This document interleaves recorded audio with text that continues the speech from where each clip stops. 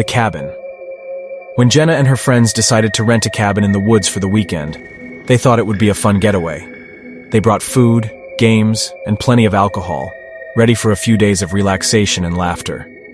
But when they arrived at the cabin, they immediately felt uneasy. The cabin was old and isolated, with no neighbors in sight. The woods around them were thick and dark, and the air was heavy with the scent of pine needles and damp earth. As they settled in, strange things began to happen.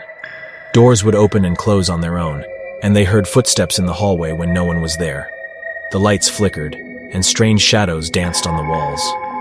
Jenna tried to ignore the odd occurrences, but she couldn't shake the feeling that they were being watched.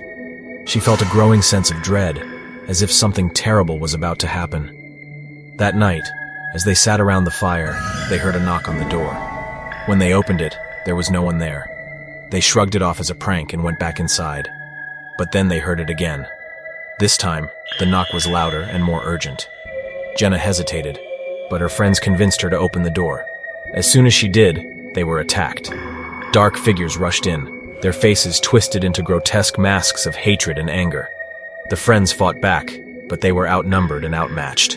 In the chaos, Jenna saw something that made her blood run cold. In the flickering light of the fire, she saw the faces of the attackers. They were the faces of people she knew. People who had died years ago.